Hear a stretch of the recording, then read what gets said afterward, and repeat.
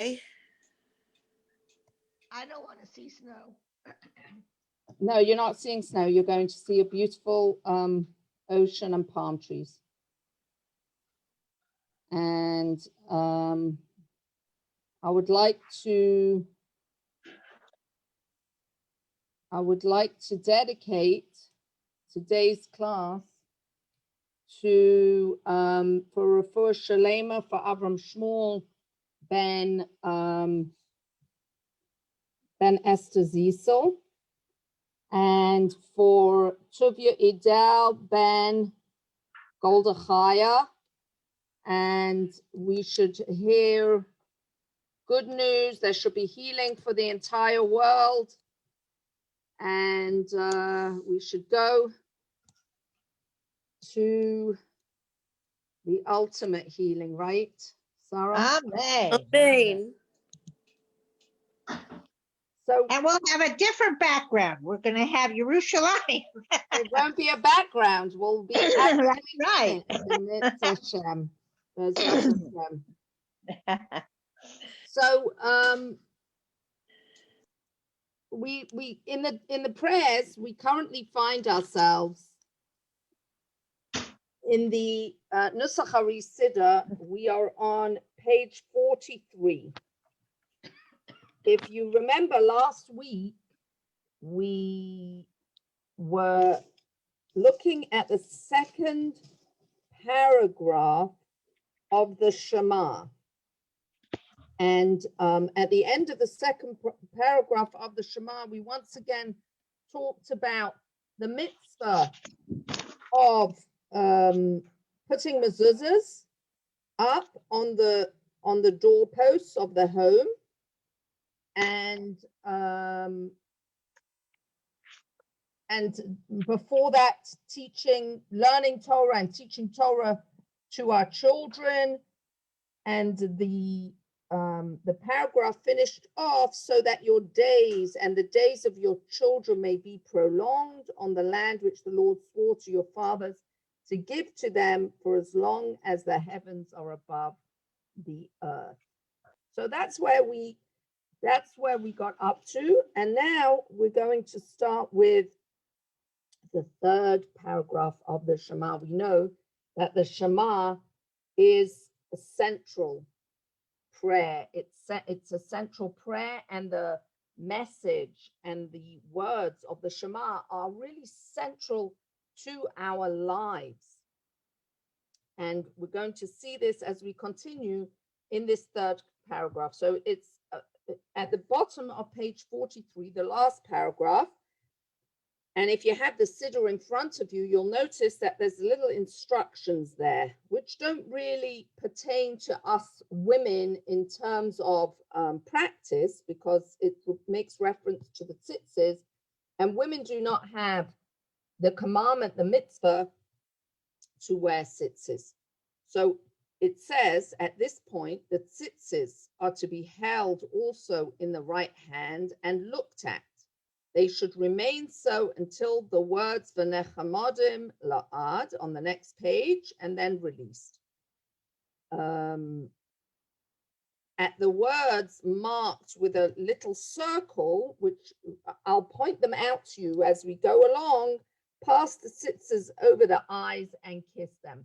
You know, it's interesting, because as women, sometimes there could be mitzvahs.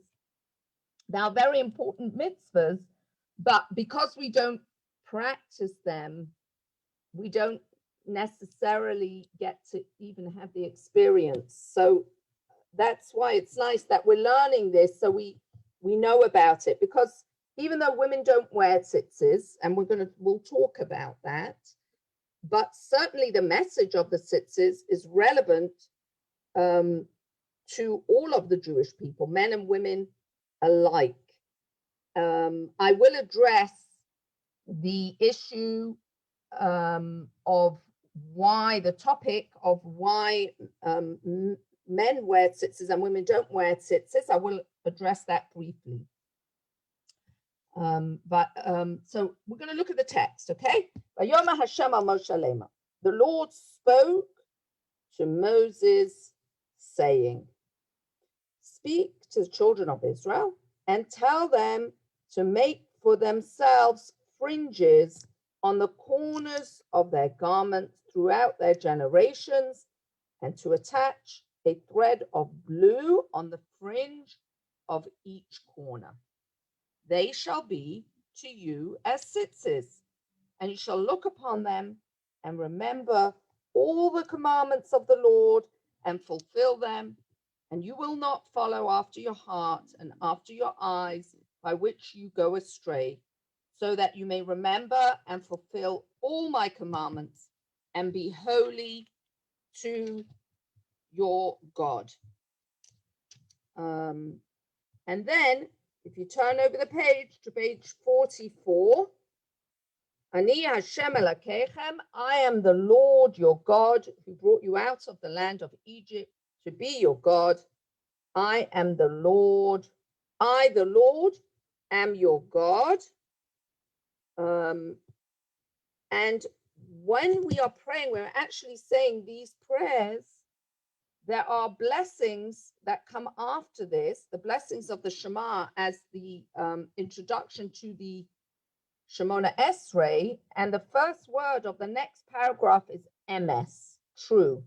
So even though the word true is the beginning of the next paragraph, we don't make a pause. We say Ani Hashem Elokechem emes. We go straight into the next paragraph, connecting the concept of emes, truth, to Hashem. So let's look at the at this text and what there is for us to learn and to understand about this text. We know tefillah, prayer, is called avoda shebalev. It's service of the heart. It is supposed to impact us. So if it's supposed to impact us, we need to understand what is the meaning over here.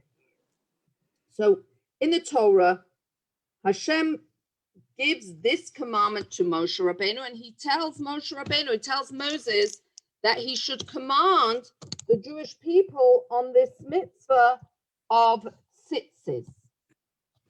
Now, tzitzis, the mitzvah of tzitzis is that anytime a man wears a four-cornered garment, he needs to attach tzitzis to it.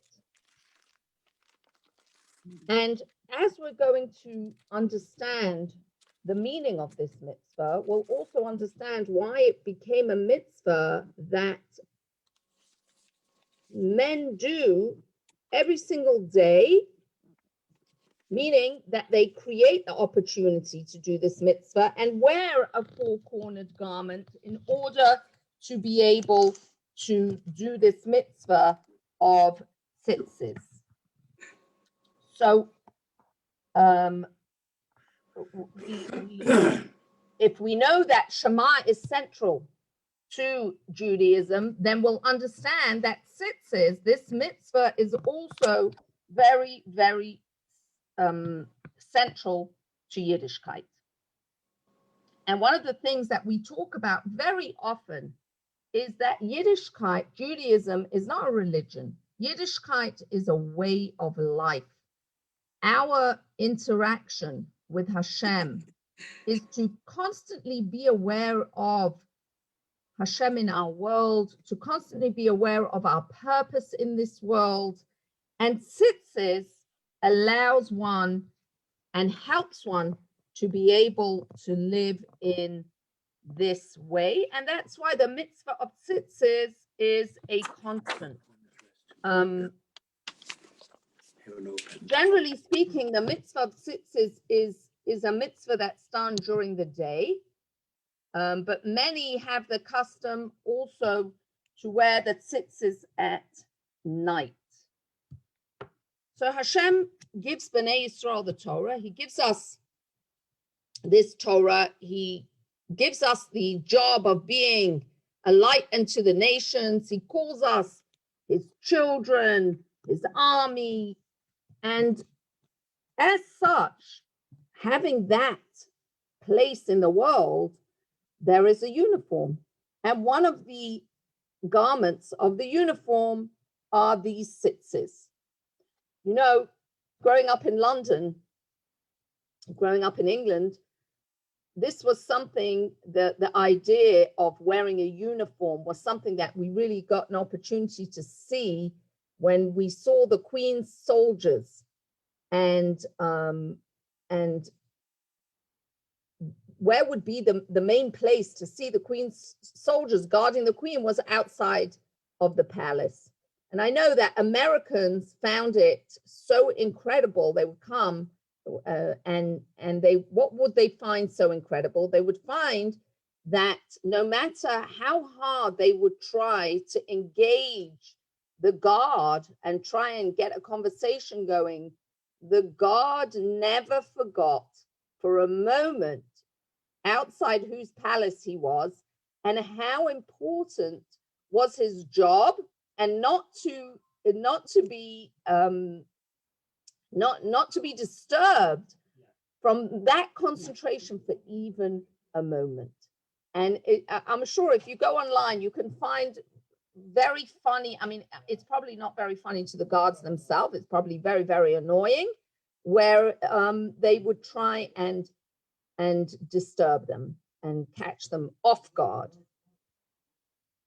If you look at the uniform that a soldier wears, it is so well maintained, and it was a uniform, it is a uniform that is probably very difficult for the soldier to remember. I mean, you're all familiar with the big fur hat that they wear on top. It's difficult for them to forget what kind of job they're doing. And the uniform is a big part of that. So in many ways, in one way that the soldier themselves, the guard themselves is constantly aware of what they are supposed to be doing and who they represent. And for those who come to see them, also the same thing, the same idea. You see something very impressionable. And so it is with this mitzvah of tzitzis.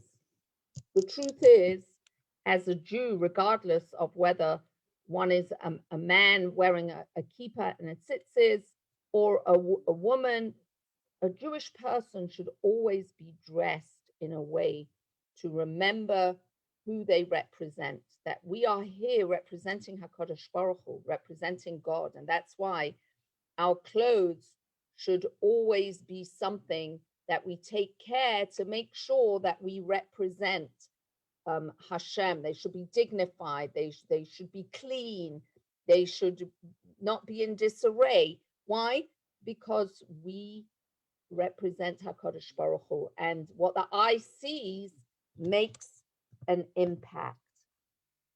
Now, talking about seeing, this mitzvah of tzitzis is actually all about seeing. And Rashi explains that the word tzitzis itself, that word means to see. And when a person wears tzitzis, when a man wears tzitzis, or a young boy, the custom is to put them in tzitzis from the age of 3. That is in order to give the wearer the ability to see the kisei hakavod, the throne of glory of Hashem. Excuse me, Connie. Yes. What does tzitzis translate as again? It's from the word to see. To see. Oh, yeah, to interesting. see something. Yeah. Because that's really the whole idea of the tzitzis. It says here, speak to the Bnei Israel, right, the children of Israel, and tell them that they should make for themselves tzitzis on the corner of the garments, right? And it shall it shall be for you as tzitzis or a isem also, and and it's Ura-Isem. What does Ura-Isem mean? Ura-Isem, and you shall see, they shall see. That's really what the tzitzis are all about. So let's look at this mitzvah of tzitzis and see what it is supposed to do. How the tzitzis is to bring about this, or isem also, that it should bring about that the wearer of the tzitzis should be able to envision the kisei hakavod, which is the throne of glory upon which Hashem himself sits. And we'll understand this. So first of all, Rashi explains how looking at the tzitzis enables a person to remember. It says that tzitzis represents the whole Torah, that when a person wears the tzitzis, it reminds them of all the mitzvahs of the Torah. So how so? The word tzitzis in Hebrew has the numerical value of 600 tzitzis. And if you add the 8 strings and the 5 knots, if you look at a pair of tzitzis, every corner has 8 strings and 5 knots, and that is the total. It brings the number 13, and that brings the number to 613. So this is why our sages say that the mitzvah of tzitzis is equal to all the other mitzvahs together. We had mentioned, I think in last week's class, the story of a great sage that was very careful in the mitzvah of tzitzis, and that once he was on a tree, I think he was up in a tree, not sure what he was doing there, and one of his tzitzis got caught, and he wouldn't move until, because it became possible, it became invalid, that he wouldn't move until somebody came and brought him another pair of tzitzis. Hasidim have the custom to wear tzitzis even when they sleep at night, even though tzitzis is a time-bound mitzvah, which brings me just to take a little sidestep from the topic of the tzitzis to discuss why women don't wear tzitzis. Women are obligated in Torah, but since the woman has the important place of being the Akeres Habayis, the mainstay of the Jewish home, so generally speaking, mitzvahs that are time-bound, a woman is not obligated in that mitzvah. And tzitzis, since it's a time-bound mitzvah, a woman doesn't have the obligation to wear tzitzis, and that's why a woman doesn't wear tzitzis. So again, always when talking about this topic of the difference sometimes in the way of serving Hashem between a man and a woman, and we ask ourselves the question, so as we're going to learn more and more about this mitzvah, and we're going to ask ourselves, so what about the woman? What about all these things that a man gains from wearing the tzitzis? And we should always remember, first and foremost, that God has it all figured out. He doesn't miss a single thing. So that's number one to remember. If Hashem says a woman doesn't need to do this mitzvah, we don't need to worry about it. But it's always good to understand. And in life, Hashem created Adam and Chava, Adam and Eve. He created man and woman as partners in the world. And as we said earlier, the woman was given the great privilege of being the Akeres Habayis, the mainstay of the home, and the man was given the department more to go out and conquer the world. As such, the nature that Hashem endowed each one of us with is apropos for our main focus in life.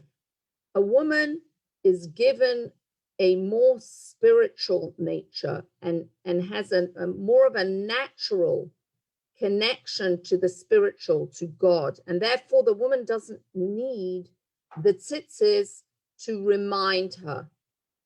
The man, being the conqueror, being the one to go out and to bring in the raw material, has to be out and connected more to the earth, has more of that nature, and therefore needs to have the mitzvahs to go along to keep that spiritual connectedness and awareness. So just a little side note over there.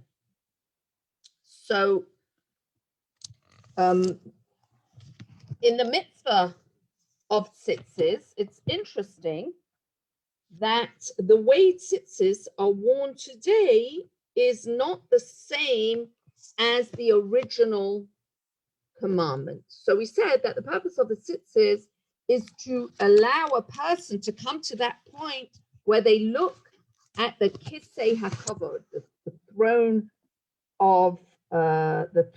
of glory. And it says, and they shall put upon the fringe of each corner a cord of blue. Now, most tzitzis that you see today don't have this blue. You do see it sometimes, but by and large, most of the tzitzis that you're seeing, they're made of a woolen thread and they are white. In the time of the Torah, in the time that this mitzvah was given to the Jewish people, there would also be a thread dyed a sky blue color. And this dye they would get from the blood of a certain creature called the chilazon. And we don't know where to find this animal today. And so that's why you see that the tzitzis are white.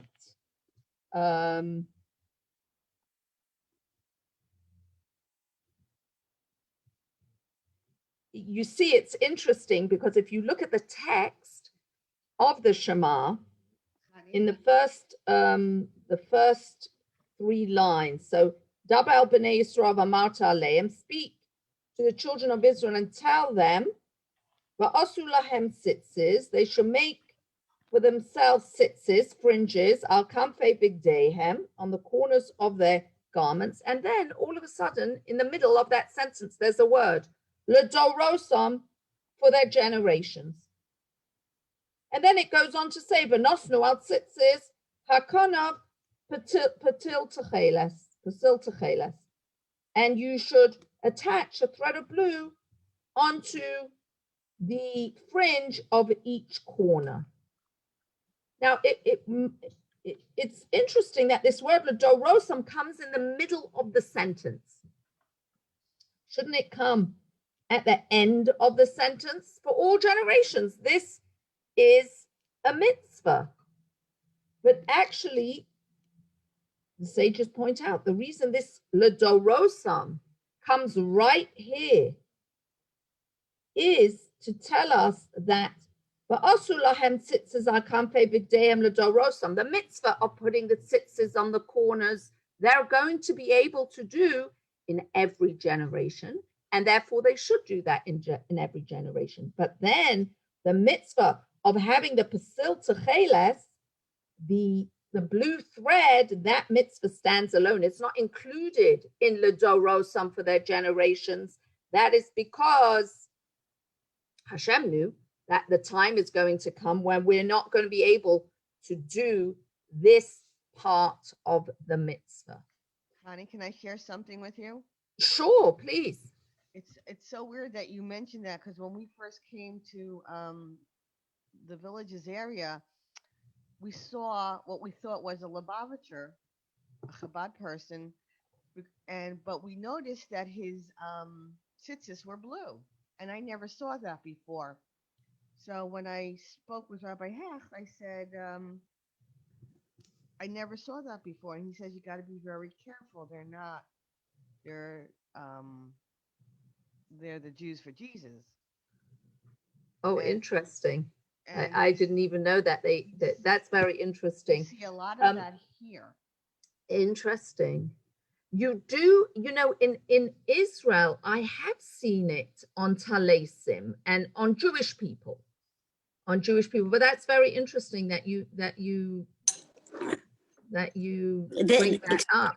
These were all blue or just with the one string or two string blue? No, all of them were blue. Oh.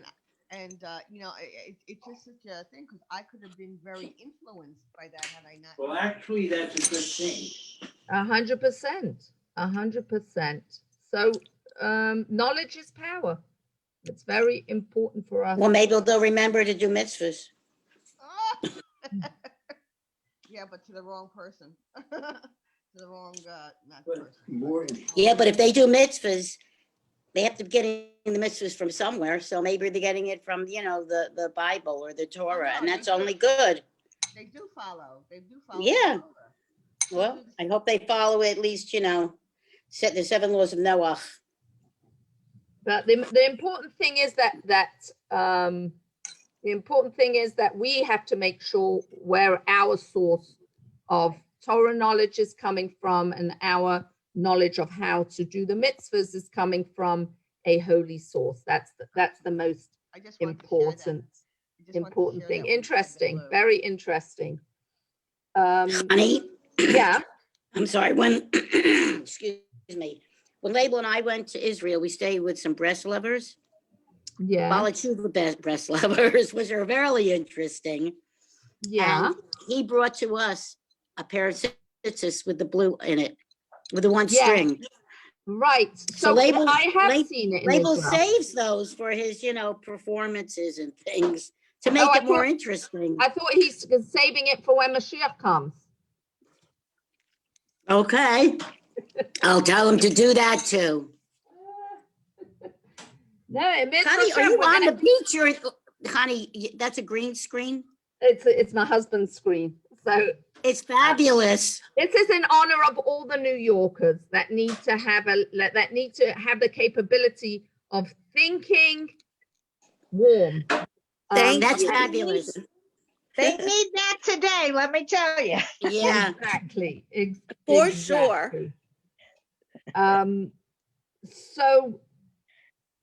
So Ora Isem, you see, the tzitzis we said is all about Ora Isem also. They shall see it. They shall see the tzitzis. They shall see the fringes. Ora Isem also means if you remember, when we did the brachas in the morning and we thanked Hashem for the power of sight, we said that sight is physical sight, but sight also is insight and understanding. So the Hebrew word isem could also mean that when one sees these mitzvahs, the tzitzis, they remind us of what our obligations as part of Hashem's holy regiment, what are our obligations, which we said are the 613 mitzvahs. It's not good enough just to remember them. We also have to do them, which the Torah is going to tell us as well. Now, let's look at this process a little bit of how the blue takes us to the Kisei HaKavod. So the Gemara says the blue is like the color of the sea, and the sea is like the color of the sky, and the sky reminds us of the Kisei HaKavod, of the seat of glory of HaKadosh Baruch Hu, of Hashem. So Rav Moshe Feinstein of blessed memory asked the question, if this color that Hashem chose, the blue color for the tzitzis, because it resembles the sea, and the sea's color is close to the sky's color, and the sky's color is close to the seat of glory. So why wasn't the reason that we have the blue in order to remember that, to remind us of the Kisei HaKavod, of the seat of glory? So it's everything, even the way a message is given to us has depth and has something very important to teach us. And Reb Moshe gives us the lesson over here, and he says that when a person sets out to elevate themselves spiritually, they should realize that they have great abilities. They can get to great heights. What they have to remember is that it's one step at a time. Nothing happens overnight. A person cannot arrive at the Kisei HaKavod, at the seat of glory of Hashem, in a short period of time. It's a process. So first we look at the sea, and we remember the color of the sea is blue, right? We can all see it right here, right now. It's blue and it's beautiful, and it's a reflection and reminds us of the color of the sky.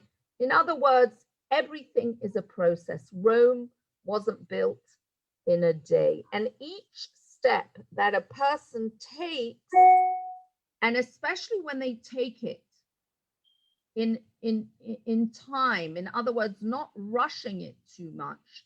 We know as a nation what happens when we jump into things too quickly. If we recall the Bnei Yisrael coming out of Mitzrayim, going out of Egypt, and Hashem giving us the Torah, and then very, very soon after that, right away, we did the sin of the golden calf. And we didn't have enough time to allow things to become a part of us. So we need to be patient when it comes to growth, and especially when it comes to spiritual growth, that we should allow ourselves the time to absorb and to go over things and to do things multiple times so that they become a part of our lives, and they create an imprint on our minds and on our hearts, and ultimately that's the way to arrive at the Kisei HaKavod, at the throne of glory. So another thing that's very, very important to remember is that we said that these tzitzis are supposed to remind us of the mitzvahs. And the truth is, we women are not wearing tzitzis. However, we should try and say the Shema daily, and the message of the tzitzis is for us as well. We don't miss out this part of the Shema. We say the Shema. So there's an important message over here about this mitzvah, which is a sign, the sign of the tzitzis, to remind us of the Torah and of our purpose and the mitzvahs that we are supposed to be fulfilling in this world. Honey, a quick question. I'm Sure. now I'm confused about what colors they're supposed to be. So the Torah tells us that the tzitzis are white, and that in addition to the white wool tzitzis, there was also a blue string on the corner. That was where the white woolen fringe was dyed with the blood of a creature called the chilazon, which we're not really sure exactly what that is, and we don't know where to find it today. So most, by and large, you will see, especially if you come into Chabad, you will see that the people, some people wear their tzitzis tucked in. Many people wear them out of their outside. So there's two ways of wearing them outside. And you'll see some people wear them with the whole garment on the outside, and some people wear the garment on the inside but have the fringes hanging out. It's different customs, but certainly ora isem also, and you shall see it is a very it is a driving factor why they wear the tzitzis hanging out. Some people will wear them and tuck them in. They feel like they are living in a country that is not a Jewish country. They don't want to wear them out, but many people do wear them out. So mostly what you're going to see is white. You're going to see that the tzitzis are white. According to the mitzvah as it was given in originally, that there should be a blue thread attached on the fringe. But we don't have that today. You're not going to see much of it. Maybe when you go into Israel, or as Helen said, she saw people wearing full fringes, and that is actually, everything is divine providence that you brought it up in class today, and it's a good warning for us to understand that that is not the way that the Torah is telling us to wear tzitzis today, so something is most likely amiss if that's what we're seeing. So, does that clarify? I think so, because I grew up with the blue fringe on each corner. Oh, interesting. Yeah, because there are some people that do have that that blue. It's not totally unheard of. There are people that have the blue. I haven't seen it so much here. I see it more in Israel, but that's probably just because there's so many more Jews concentrated in one area in Eretz Yisrael. But we still do the mitzvah of the tzitzis. And are you talking about, Elena, on the tzitzis that were worn daily, or on the tzitzis on the talis? Oh, good question. Now you're going to tax my memory. Okay, it could be also. Like, I've seen it more on a talis than on tzitzis, but it could be either. It's the same thing. It's the same idea, the tzitzis. The talis is a four-cornered garment, right? So it's the same concept and the same idea. But the idea over here that that is cited from the Al-Sheikh, that there's a very important thing for us to remember. If we want those tzitzis to be as a reminder for this very important concept, meaning the reminder of our obligation and privilege of being given the Torah and all of its mitzvahs. So it's very important at the outset, when one creates the device that is going to remind them what is the kavanah, meaning that if tzitzis are to do their job of reminding one, it's not a magic trick. You put on tzitzis and you are programmed. What the Chiddush says is that when you prepare your tzitzis to be worn, you need to remember and internalize the message that the tzitzis are there to give you, the kavanah.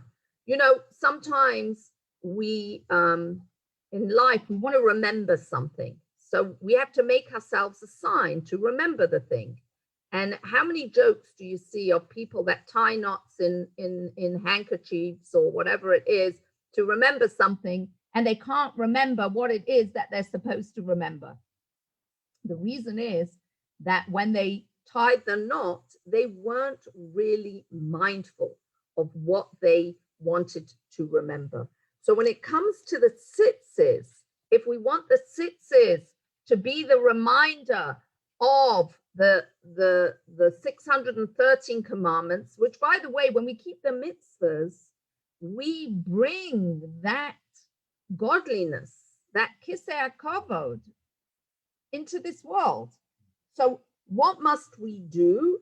We must make sure that in the preparation of the mitzvah, meaning when the tzitzis are being put on in the morning, when the shema is being recited, that we think about the importance of this garment. We think about the importance of the mitzvah, and then when one will see those tzitzis, they will act as a sign. They will be a reminder, but it's not that the tzitzis themselves have some magic abilities. You know, we talked about this in our Tehillim class as well. Many people think that they say Tehillim, that the words have a magical effect.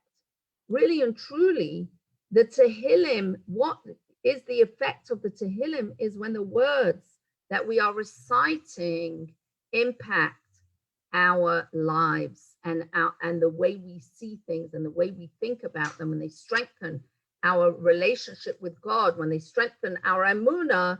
That is really the catalyst for the blessing that will come down into this world. But Uraisem also, and you shall see it, that's where the custom to wear the tzitzis in a way that are seen. And like I said, some people wear them completely out, the whole tzitzis, the garment parts as well, and some wear just the corners. And then moving right along, they shall be to you as tzitzis, and shall look upon them and remember all the mitzvahs of the Lord. Va'asisem osom, and you shall fulfill them. So why are we remembering the mitzvahs? In order to do the mitzvahs. To remember the mitzvahs is very nice, but it doesn't have any impact. Doing is really the most important thing. And then the commandment continues, "V'lo sosuru acharei levavachem v'acharei einechem asher atem zonim achareihem." And you will not follow after your heart and after your eyes, by which you go astray, so that you may remember and fulfill all my commandments and be holy to your God. So the Chachamim, the sages, tell us that there are two agents that lead a person astray, two agents of evil, and they are the eyes, because the eye sees, and the heart desires. And that's why in this chapter, the verse tells us that we should be warned not to be led astray by the temptations of our eyes and of our hearts.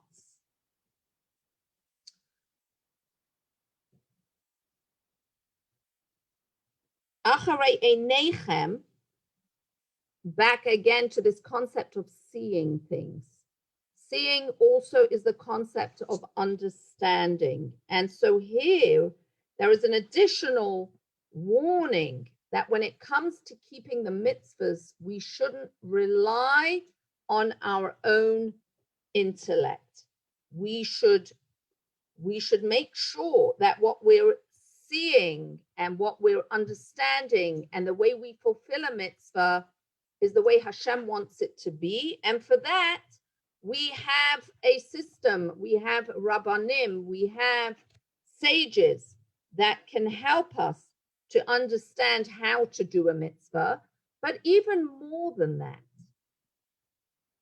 is, on the one hand, we say, just do a mitzvah. And when we accepted the Torah, we said, na'aseh, we will do. We blindly accept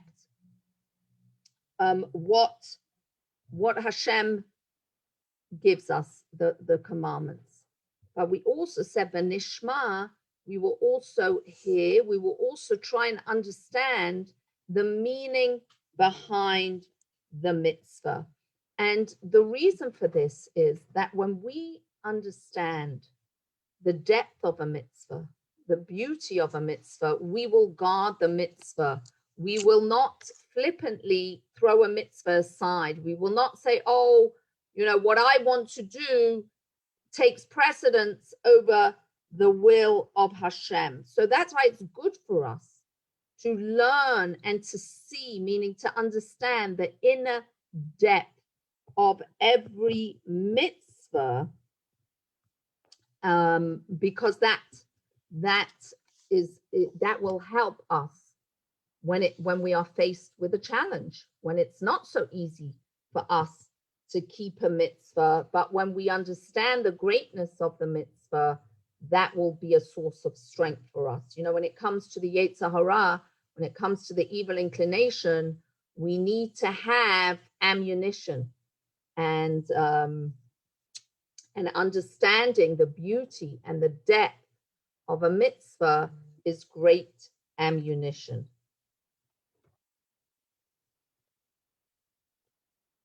Again, when a person is wearing tzitzis all day, this is something that can harness them as well.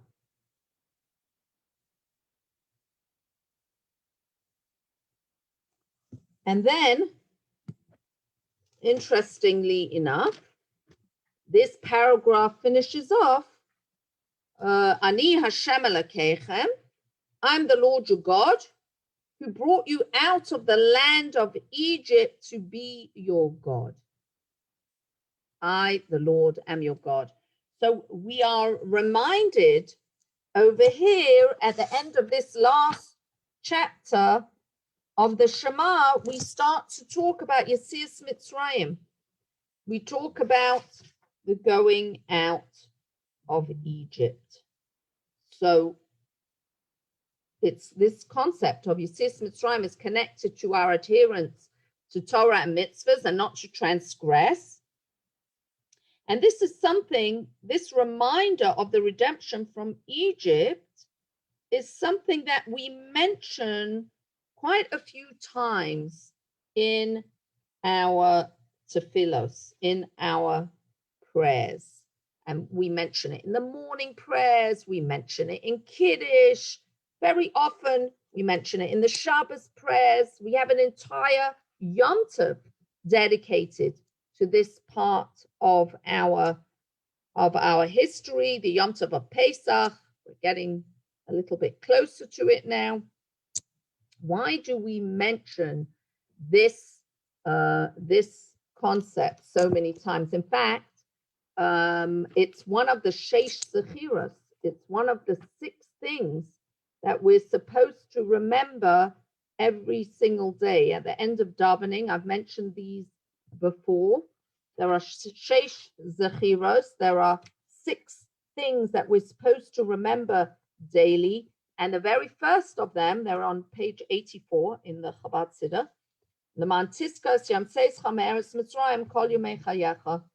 So that you remember the day you came out of the land of Egypt, all the days of your life.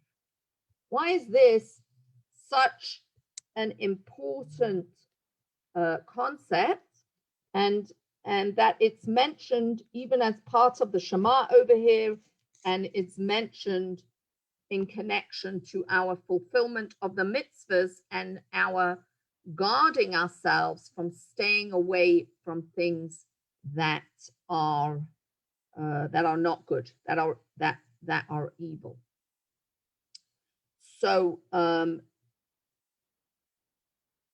this concept, the story of Yetzias Mitzrayim, the going out of Egypt, which we're currently reading in the portions that we've been reading on Shabbos. We're coming up this week actually to the giving of the Torah, Yisro. There are at least 5. There are 5 things that are mentioned in the book of my prayer as to why this Yetzias Mitzrayim, the going out of Egypt, is so important and is mentioned over here, and it's vital to our existence and our survival. So the first one mentioned is that when we think about Yetzias Mitzrayim, which is the exodus from Egypt, so we go back to how did we end up in Mitzrayim? How did we end up in Egypt? So Yaakov Avinu, our father Jacob, came down to Egypt with his family, who at that time were Shivim Nafesh, the Torah tells us, 70 souls, and 210 years later, an entire nation left Mitzrayim. So where were Bnei Yisrael born?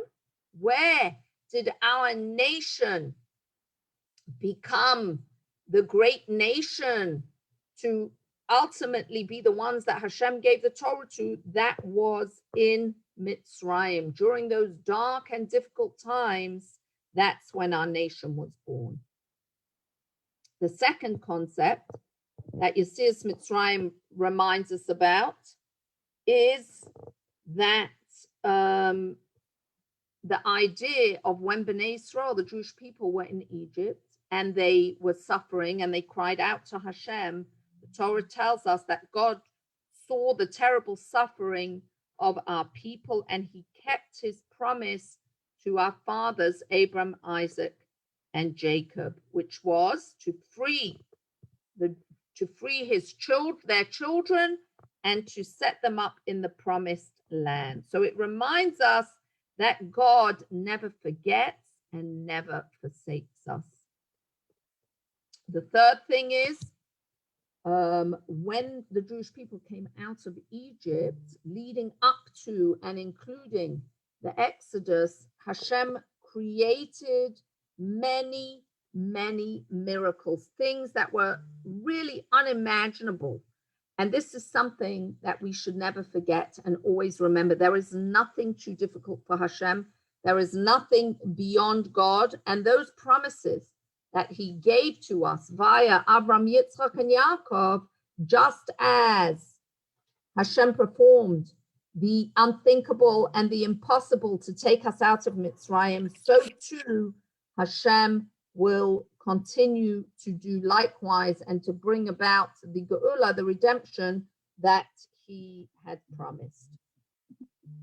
We also see in the story of Mitzrayim that Hashem punished the Egyptians.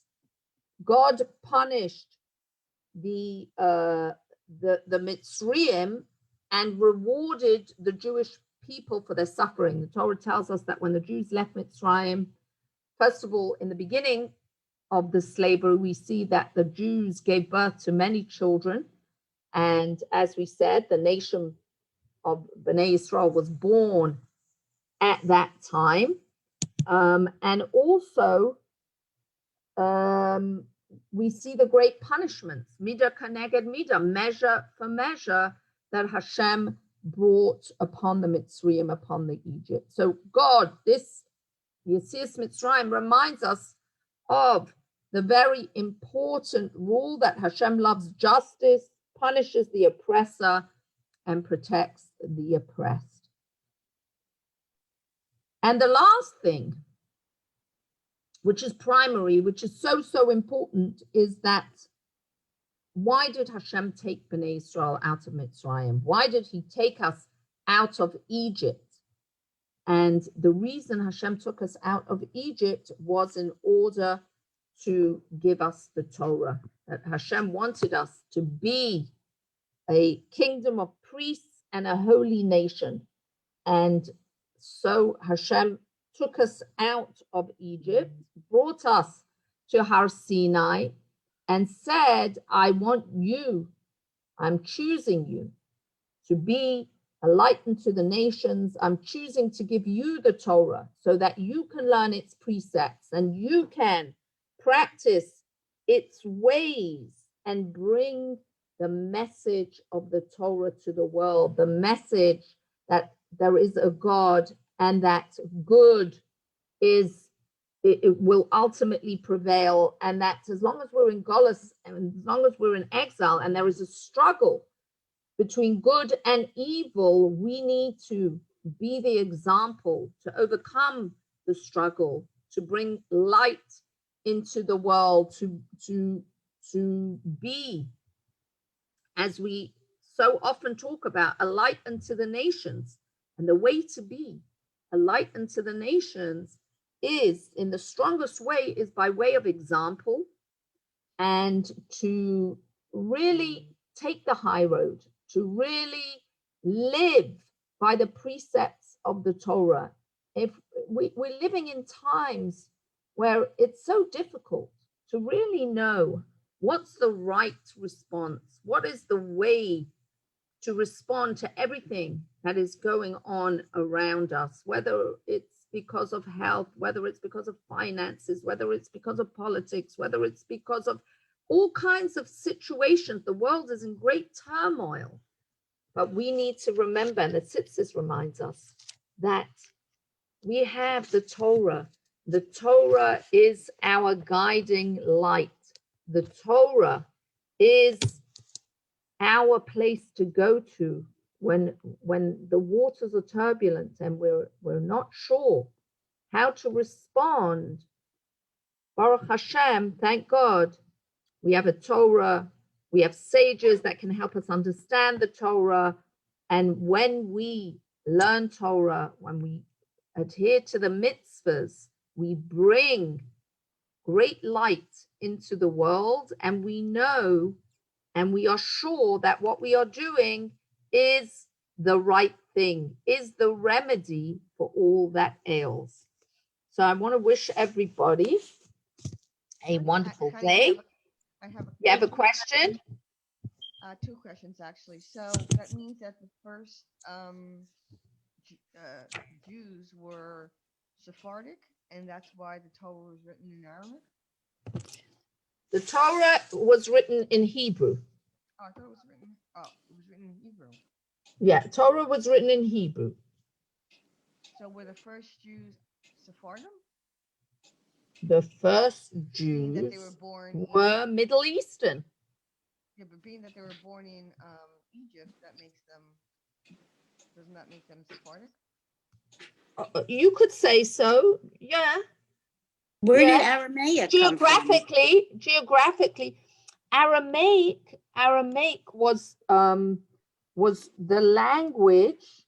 You know, it's like Aramaic is to Hebrew as Yiddish is to Hebrew, right? So Right. Oh, yeah. yes. So Aramaic was the common language that was understood at that time by those who couldn't necessarily understand the Hebrew, because when the world was created, that was the only language, right?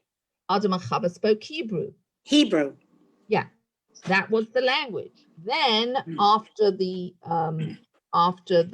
Tower of Babel, then Hashem mixed up all the languages. So there were times where the Hebrew language was known by many Jews, and there were times where Jews, you know, we've been in Golos, we've been in exiles, where Jews didn't have the opportunity to study in and learn the Torah and learn the language, and they spoke Aramaic, which was probably closely connected to the Arabic language that Right. was spoken at that time. That was territory. And where was Yeah. the Tower of Babel located? Exactly. I can't Somewhere tell you. near, I don't close? remember. I believe it's, you know what, I have to look it up. I don't recall. I don't remember. You know, I can Google it right now. See if I can find it. Let's see. We have an interesting history, right? Yeah, it's something that us people who came to it later in life, we missed all that. So it's like filling in the holes, Right. Yeah, it's beautiful. Well, don't feel bad, because I had it in the beginning of my life and I can't remember So according to Britannica, it's Iraq. Iraq. Oh, okay. Yeah, Thanks. which makes Tower of sense. Okay, it, cool. it makes sense.